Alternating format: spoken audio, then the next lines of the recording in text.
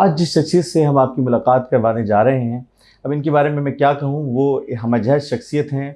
मुख्तलिफ वैसे तो टीवी पर्सन हैं, रेडियो पर प्रोग्राम करते हैं, टीवी चैनल्स पे प्रोग्राम करते हैं।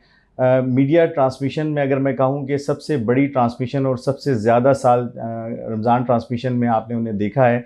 हर बड़े चैनल पे आप उन्हें देखते हैं और ये हमारी खुशकिस्मती है कि आज हमारे साथ मौजूद हैं और ज़बान व बयान से इनका बड़ा ताल्लुक़ है और इनके लिए ये कहा जा सकता है कि सलीके से हवाओं में जो खुशबू घोल सकते हैं, अभी कुछ लोग बाकी हैं जो उर्दू बोल सकते हैं। तो आज हम आपकी मुलाकात करवाने जा रहे हैं आप सबके हर दिल अज़ीज़ शख्सियत आगा शिराज़ी भाई, कैसे हैं आप? अस्सलाम वालेकुम। वालेकुम अस्सलाम। आप ठीक हैं? मैं बिल्कुल ठीक ठाक, आप बताइए। आपकी सक्सेस मिलिट्री की सक्सेस पे आपको मुबारकबाद। बहुत शुक्रिया, बहुत शुक्रिया। सर, इब्तिदा आपकी कैसे हुई? कैसे इस फील्ड से ताल्लुक़ बना? क्यों कर इस फील्ड में आए? क्या शुरू से शौक़ था, पैशन था आपका? अच्छा, पैशन प्रोफेशन बन जाए तो बहुत अच्छा होता है, लेकिन मुझे ऐसे लगता है कि दो किस्म के जानदार हैं। एक पानी में रहते हैं जानदार, एक खुश्की में रहते हैं। तो शायद हम थे ही पानी के जानवर। अच्छा। तो हमें वो पहले से अंदाज़ा था कि हमने यही काम करना है। और कुछ ख़ानदानी बैकग्राउंड भी ऐसा था कि फैमिली में बहुत से लोग जो है वो लोगों को एड्रेस करते थे, पब्लिक स्पीकिंग करते थे।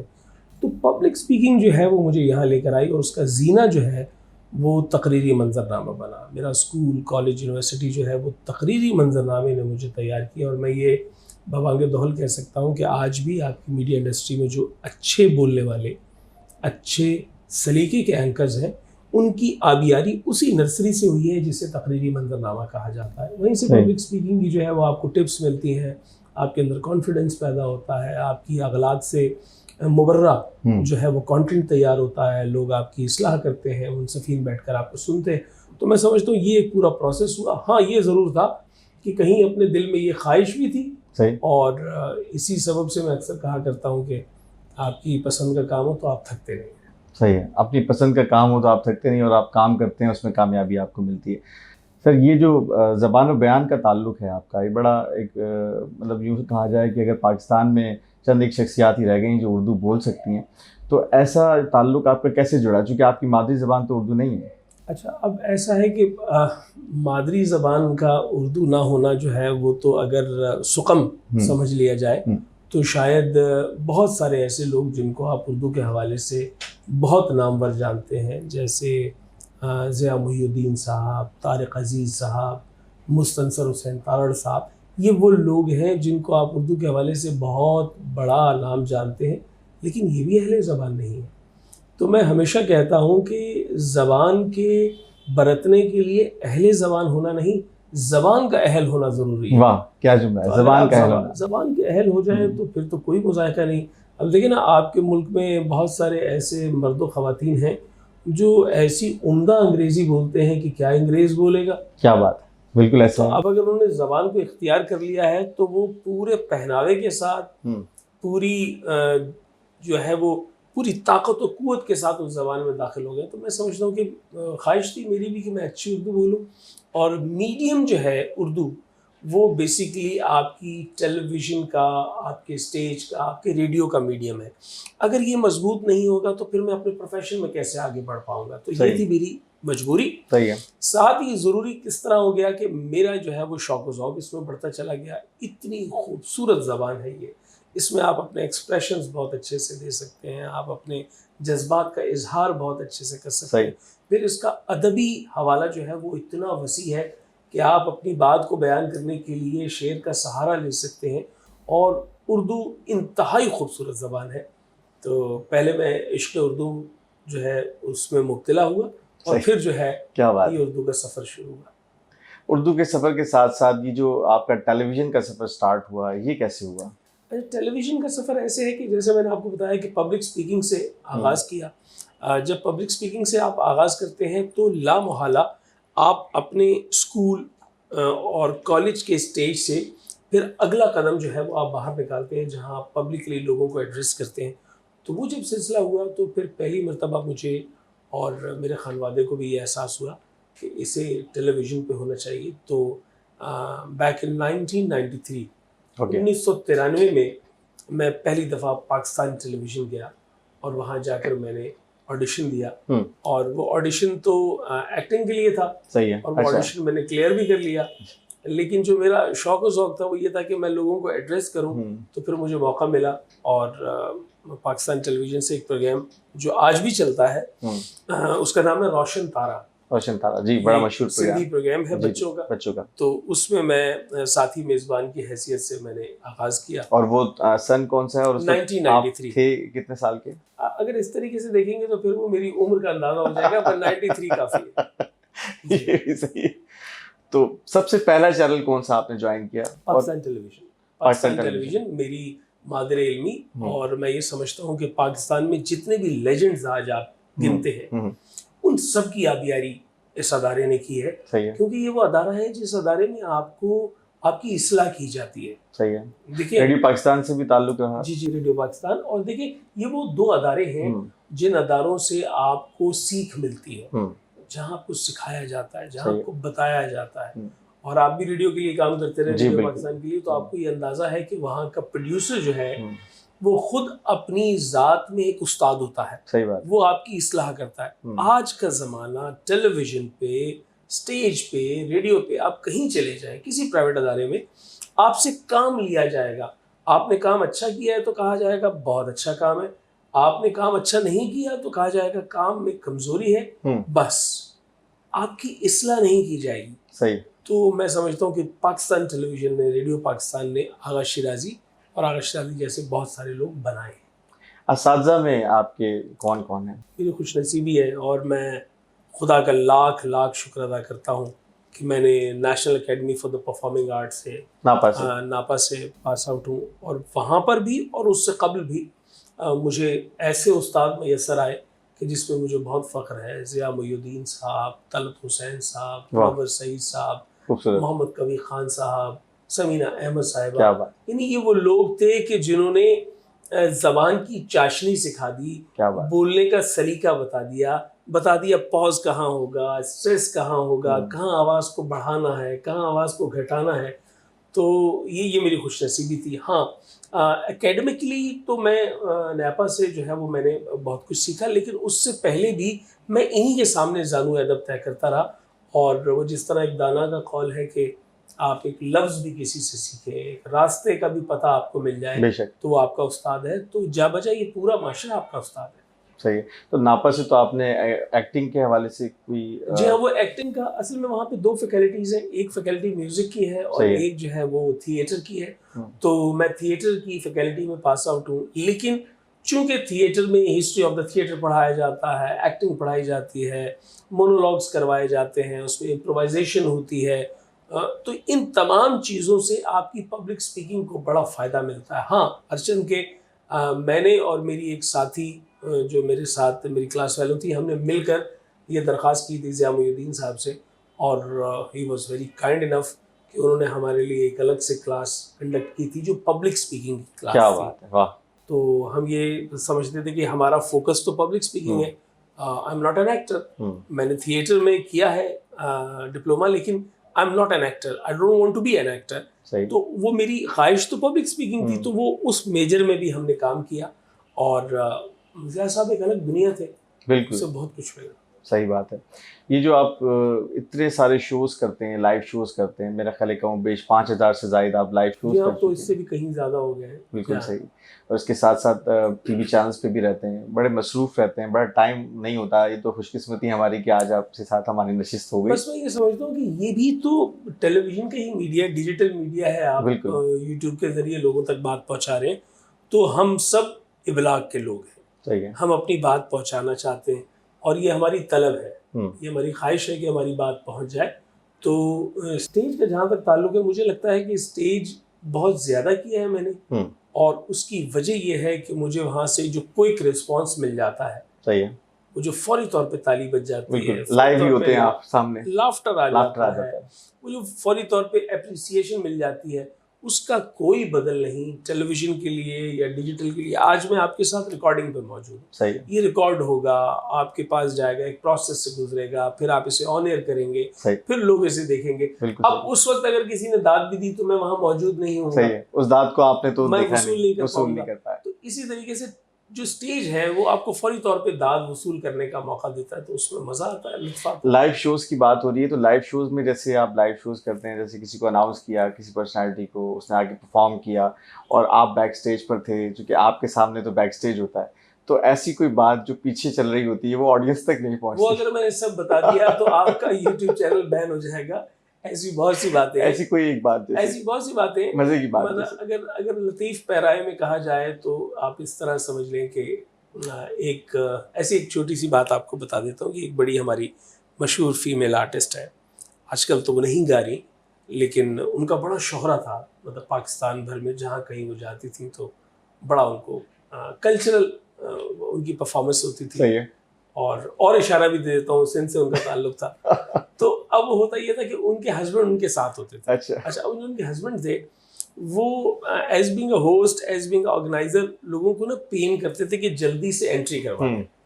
अच्छा एक दिन ऐसा हुआ कि उन्होंने मुझे बहुत ज़्यादा पेन दिया और कहा जल्दी एंट्री करवाएं। तो मैंने कहा कि I am just a host, आप ऑर्गेनाइजर से जाकर बात करें, ऑर्गेनाइजर बताएगा।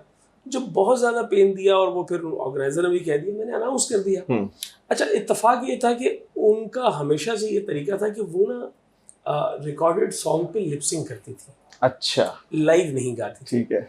अच्छा अब उन्होंने वो आकर लिपसिंग कर ली, उन्होंने 2-3 ट्रैक्स गाए और वो चली गई। सही है। अब जब मैं वापस स्टेज पर आया तो मैंने वो माइक लिया, माइक ऑन था, ठीक है, लेकिन मैंने अपने मुंह से कुछ बोलने के बजाय इस तरह करना शुरू कर दिया, एक्शन।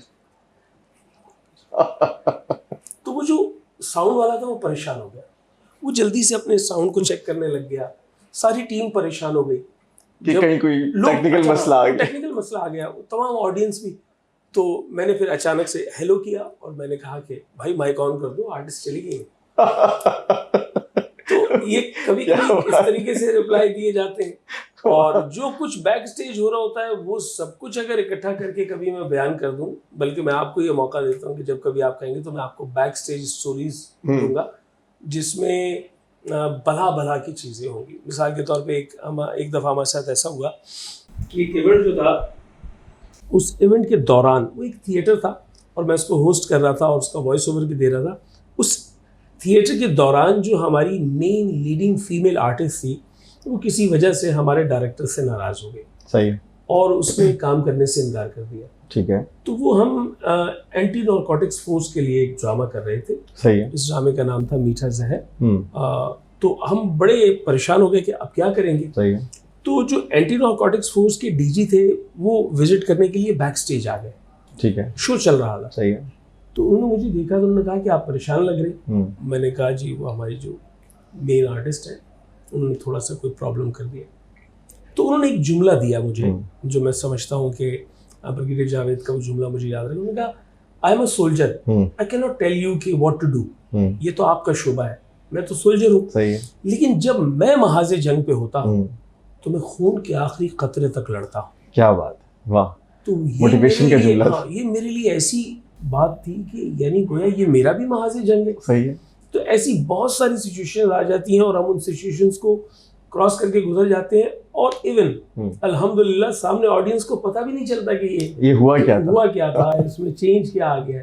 लाइव शोज का बड़ा एक अपना, इसलिए कि वो कोई पेपर लेके तो नहीं बैठे ना कि आपको चेक करते रहेंगे इसके बाद इसकी एंट्री है, इसके बाद ये गलत जुमला कह दिया, गलत बोल दिया, ऐसा कुछ तो ऐसा ही। और जो इतनी लतीफ बातें हमने देखी हैं जिंदगी में कि जैसे आमतौर पे कोई किसी से पूछता है कि भाई क्या हाल है, बंदा आगे से जवाब देता है अल्लाह का शुक्र, अल्लाह का शुक्र। तो हमने ऐसा भी देखा कि उमर भाई का प्ले था और हम वहाँ मौजूद थे बैक स्टेज, और अख्तर शिरानी साहब एक बड़े अच्छे आर्टिस्ट थे, उन्होंने गेटअप किया हुआ था एक हिंदू पंडित का। ठीक है। तो जैसे ही वो अंदर दाखिल हुए तो उमर भाई ने पूछा और भाई कैसे हैं, तो उन्होंने कहा अल्लाह का शुक्र है। ऐसा हो जाता है, जाहिर बात है। गेटअप तो उनका पंडित का था। ये होता है, लाइव का अपना होता है सर। लाइव आपने जो है वो लाइव शोज भी किए हैं, लेकिन लाइव आप जो है वो टेलीविजन पे भी काफ़ी रहे हैं। और एक लाइव ट्रांसमिशन जहाँ तक मैं जानता हूँ, एक आपने कोई ट्रांसमिशन की थी कि वो काफ़ी देर तक चली थी। जी हाँ, पाकिस्तान का रिकॉर्ड है जी, वो 14 घंटे 29 मिनट की live transmission, and the credit goes to Muhammad Amin Memon, the then general manager of Pakistan Television Karachi Center. And the transmission was Dard Ashna. It was all about ईदी साहब, अब्दुस्तार ईदी साहब। ईदी साहब का जब विसाल हुआ, इंतकाल हुआ, और मैं अपने घर में मौजूद था, मुझे अमीन मेमन साहब ने टेलीफोन किया और कहा कि within no time you should be on Pakistan television, we are going to start transmission that is called Dard Ashna. और मैं वहाँ पहुँचा और मुझे अंदाजा था 1-2 घंटे की ट्रांसमिशन होगी, नॉर्मली जैसे ईदी साहब के हवाले से। और मैं वहाँ सुबह पहुँच गया और वहीं मैं तैयार होकर जब मैंने स्टार्ट किया तो वो बार बार हेडक्वार्टर से, इस्लामाबाद हेडक्वार्टर से कहा गया ये ट्रांसमिशन डिसकंटिन्यू नहीं होगी, इसे चलता रहने दिया जाए। तो आई एम ऑनर्ड कि इतनी बड़ी ट्रांसमिशन मैंने की, आपकी क्रेडिट पे आई। जहाँ मैंने चारों सूबों के governors, prime minister of Pakistan, president of Pakistan, chief of army staff, chairman joint chief of staff committee, इन तमाम लोगों के व्यूज़ लिए उसमें। बहुत सारे आर्टिस्ट, बहुत सारे सोशल वर्क करने वाले, पॉलिटिशियंस, तमाम नोटेबल्स वहाँ पर आए और मैंने उनके इंटरव्यूज़ लिए। और that was around more than 100 people, 100 के करीब लोगों को मैंने इंटरव्यू किया उसमें। और 14 घंटे 29 मिनट की ट्रांसमिशन में मुतवातिर कोई रिकॉर्डेड कंटेंट नहीं चला, और इस्लामाबाद हेडक्वार्टर की इंस्ट्रक्शन पे कोई इश्तहार भी नहीं चला। ओके, ताकि उसकी बिना इश्तिहार वो लाइव कंटिन्यू चलती रही 14 घंटे। बम्पर था कोई 18 सेकंड का या 20 सेकंड का, वो बम्पर बीच में चलता था। उस बम्पर के दरमियान में जो है वो मैं कोई पानी पी लेता था, मूव कर लेता था, फिर वापस बैठ जाता था। बहुत मुश्किल। तो वो 14 घंटे 29 मिनट की ट्रांसमिशन मेरे लिए रिकॉर्ड है, क्रेडिट है कि पाकिस्तान की तारीख की। दोनों में फ़र्क क्या देखते हैं आप, जो लाइव शोज आप करते हैं और जो लाइव शोज टेलीविजन पे करते हैं? हाँ, एक ऑडियंस के सामने करते हैं। जो लाइव ट्रांसमिशन है उसका भी बसा औकात आपको वही लुत्फ आता है जो स्टेज पे आता है लाइव ट्रांसमिशन का, रिकॉर्डेड का नहीं। इसलिए कि लाइव में बसा औकात आपको आपकी IFB में, आपके कान में आपका प्रोड्यूसर बता रहा होता है कि इसकी रेटिंग ये जा रही है, लोग इस पे ये कमेंट कर रहे हैं, हमारे यूट्यूब पे वाह पता चल जाती है, इतने लोग यूट्यूब पे हमें देख रहे हैं, लाइव देख रहे हैं। बसा औकात ये बताया जा रहा था, टेलीफोन कॉल्स आ रही है, लोग आपकी तारीफ कर रहे हैं, ये इस बात की तारीफ कर रहे हैं, मैसेजेस आ रहे हैं। और फिर अब तो गैजेट्स आपके हाथ में ना, आपके हाथ में मोबाइल है, आप खुद पाम पे देखते रहते हैं कि जी मेरा इस वक्त स्टेटस क्या है, मैं कहाँ खड़ा हूँ, लाइव लीग में कहाँ देखा जा रहा है। बिल्कुल सही है। तो उसका भी एक अपना लुत्फ है। अच्छा, इसके सिवा आपने मुख्तलिफ और फोर्सेस के शोज़ करते रहते हैं, मतलब यूँ कहा जाए कि फोर्सेस में तमाम फोर्सेस के शोज़ करते हैं, पुलिस के, रेंजर्स के, पाकिस्तान एयरफोर्स के, नेवी के, ये कैसे आपको? अच्छा, मुझे ऐसा लगता है कि there should be a bonding, without bonding you can not deliver. Bonding क्या है कि जी I am a son of a soil, plus I am honoured and I am please to announce this. Usually लोग जानते भी हैं, लेकिन मैं बता रहा हूँ कि मुझे इस बात पे बहुत फ़ख्र है कि मैंने अपने वालिद की डेड बॉडी को जो है पाकिस्तान के परचम में लिपटा हुआ देखा है। तो चुनांचे चूँकि आई am a son of a martyr, तो दैट इज़ द रीज़न कि मेरी वहाँ पर रूह लगती है, और फोर्सेस के मुख्तलिफ इवेंट्स जो होते हैं वो मुझे बुलाते हैं, और ख़ास तौर पे जब मार्टर्स का हवाला हो रहा होता है, शोहदा का हवाला हो रहा होता है, तो मुझे ऐसा लगता है कि शायद वहाँ पर मेरे जुमले नकली नहीं होते। मैं उस दर्द से गुजरा हूँ, मैंने वो कर्ब देखा है, मैंने वो कैफियत जानी है कि किस तरीके से कोई यूनिफॉर्म पहन के अपने मुल्क के लिए, हाँ, अपने मुल्क से मोहब्बत में उस यूनिफॉर्म को अपने लिए कफन तस्वुर करता है, अपनी जान का नजराना। हाँ, और फिर उसके बाद जब वो बाहर निकलता है तो वो बेखौफ होता है, उसे ये कैफियत उसके अंदर तारी होती है कि जैसे कुरान ने कहा कि उन्होंने मुर्दा ना कहो तो जिंदा है, रिस्क पाते हैं, तुम्हें उसकी खबर नहीं।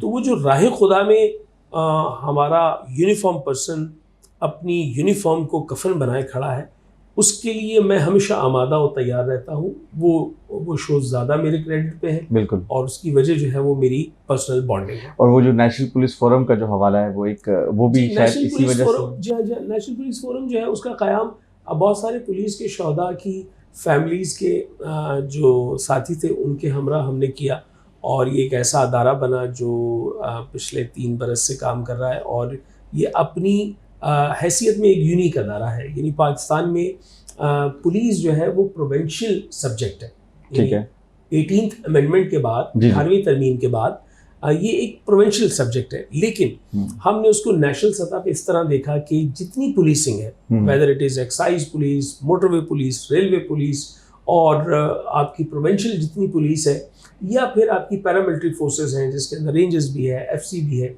ये तमाम फोर्सेस जो है ये कहीं ना कहीं जो है वो निगलेक्ट हो रही थी। यानी इनके शोहदा को उस तरीके से आवाम में जो है वो ट्रिब्यूट नहीं दिया जा रहा था, या वो कहानी, वो ब्रेवरी की कहानी, वो बहादुरी की कहानी नहीं पहुंच रही थी। तो हमने उसे महसूस किया, हम इकट्ठे हुए और हमने ये एक अदारे का क़याम अमल में लेकर आए। इस अदारे के ज़रिए से हम इवेंट्स करते हैं, लोगों को बुलाते हैं, उनको स्टोरीज़ सुनाते हैं कि जिसे आप उस अंदाज से नहीं देखते, एक इस अंदाज से भी देखें कि उसके भी बच्चे हैं, उसकी भी बीवी है, बिल्कुल, उसका भी घर है, उसकी भी खुशियाँ हैं, और वो अपनी खुशियों को तर्क करके आपके सुकून के लिए, आपकी आराम की नींद के लिए अबदी नींद सो जाता है। तो हमने ये काम किया। तो आप इवेंट भी करते रहते हैं लाइव, तो एज ए ऑर्गेनाइजर भी काम करते हैं? अच्छा, ये मेरे लिए हमेशा एक मसला रहा है। आपसे मेरा बहुत पुराना ताल्लुक़ है, और आपसे ताल्लुक़ को मैं अगर इस तरह कहूँ कि मुझे तो गोया ऐसे लगता है कि शायद हम क़ब्ल मसीह से एक दूसरे को जानते हैं। तो एक बड़ा ज़माना है, तो आप जानते हैं आई am not an event organiser at all. और द रीज़न इज़ कि लोग ये समझते हैं कि एक होस्ट है, आप इसे कह देंगे जी हमारे लिए इवेंट ऑर्गेनाइज कर दीजिए, तो यही इवेंट ऑर्गेनाइज कर देगा और यही होस्ट भी कर लेगा। सही है। लेकिन इवेंचुअली ऐसा होता नहीं है। मेरे यहाँ ऐसा नहीं होता। आई am not an event organiser, मैं इवेंट क्रिएटर हूँ।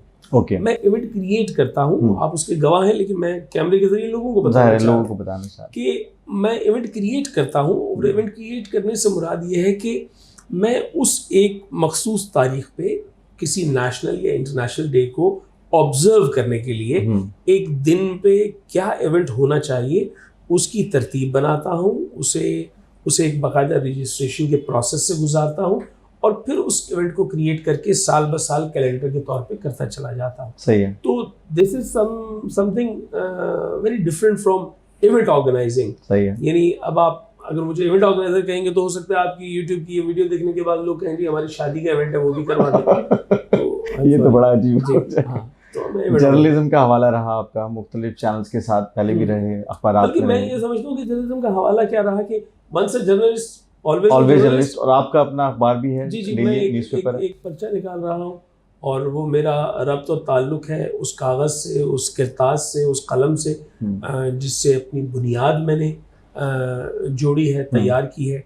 मैं समझता हूँ कि जो अखबार की स्याही की खुशबू है ये दरअसल आपको आमादा करती है हक़ व बातिल में तफरीक करने में, सच और झूठ की तमीज़ करने में। तो वो जो अखबारी सफ़र है मेरा, मैं मुख्तलिफ अखबारात में रिपोर्टिंग करता रहा, मैं डेस्क पे रहा, मैं न्यूज़ एडिटर रहा, और फिर बाद अज़ां जो है वो इवेंचुअली एक आपकी जो मंजिल होती है वो कि जी मैं I want to be editor, तो मैंने अपना अखबार निकाला। अपना अखबार निकालना सफ़ेद हाथी पालने के बराबर है। बेशक। लेकिन बहरहाल उसमें यह है कि पूरा प्रोसेस किया हमने। कितने बरस का सफ़र है ये? देखिए, जहाँ तक अखबारी हवाले से आप सफ़र देखें तो that is more than 20 years, 22-23 साल। आपके अपने अखबार की इजरा का सफ़र? ये 11 साल हो गए। 11 साल हो गए हैं मुझे अपना अखबार निकालते हुए। लेकिन ये है कि आज भी मैं कुछ चीज़ें ऐसी ज़रूर करता हूँ जो मेरे अखबार के लिए नहीं है और अखबारात के लिए, लेकिन अखबारी सनद से मेरा राबता रहता है। हरचंद कि आपका ये जो डिजिटल मीडिया का देखने वाला है वो ये समझता है कि अखबार जो है वो ऑब्सलीट हो चुका है। सही है। ऐसा नहीं है।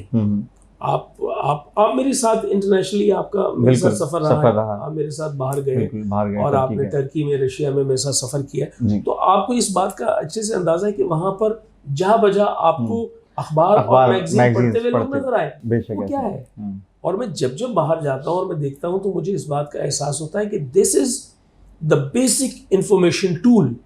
ये है वो इबलाग का बुनियादी जरिया और सबसे कदीम तरीन और ऑथेंटिक जरिया। देखिए, टेलीविजन पे कोई खबर चलेगी वो हवा में तहलील हो जाएगी। सही है। अगर आप उसको रिकॉर्ड करेंगे तो किसी डिवाइस के जरिए आपको दिखानी पड़ेगी। सही है। जब तक डिवाइस नहीं होगी आप दिखा नहीं सकते। लेकिन अखबार जो है वो फिजिकली, मैगजीन फिजिकली आपके हाथ में मौजूद है, ब्लैक एंड व्हाइट मौजूद है। आप उसे प्रूफ के तौर पे पेश कर सकते हैं, आप उसे मेंशन कर सकते हैं। तो मैं समझता हूँ कि ऑब्सलीट नहीं हुआ अखबार।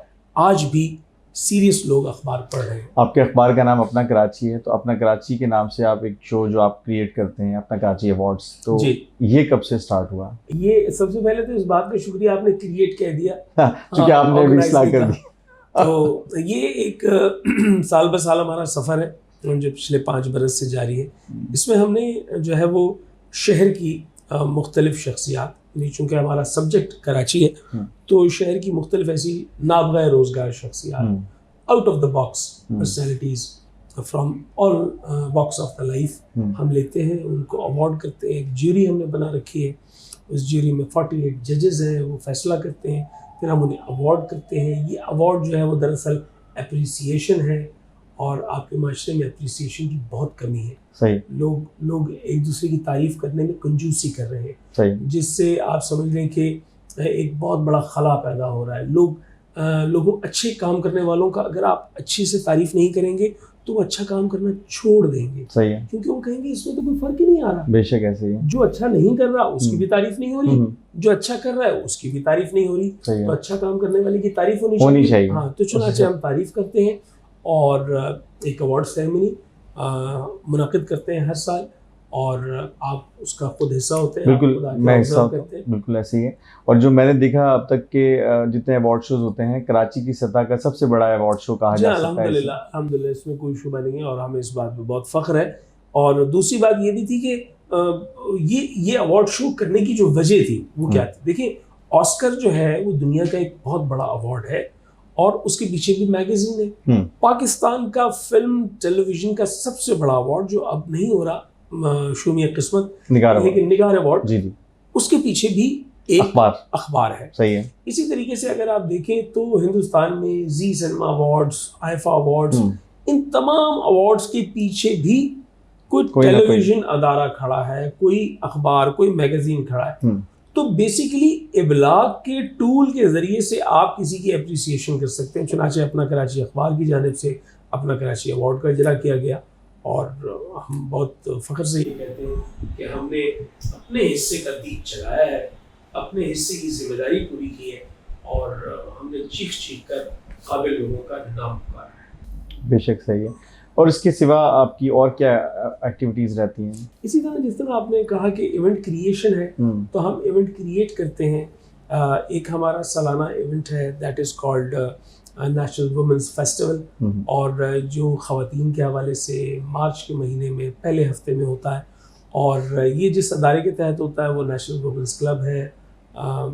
मेरा बेटर हाफ आबिदा आगा जो है वो उसको लीड करती हैं, she is the secretary for the national women's club. सही है। तो हम एक सालाना जो है वो ख़वातीन का इवेंट करते हैं, जिसमें वो ख़वातीन जो लेफ़्ट की हैं, वो ख़वातीन जो राइट की हैं, वो ख़वातीन जो मॉडर्न हैं, वो ख़वातीन जो बुर्का पहनती हैं, वो ख़वातीन जो उर्दू बोलती हैं, वो ख़वातीन जो इंग्लिश बोलती हैं। ख़वातीन लेफ्ट राइट से क्या मुराद है? ये थोड़ा हो सकता है कि नाज़रीन को समझने में मुश्किल। तो देखिए ना, एक तहरीक भी है ना, वो एक फेमिनिज्म का हवाला है।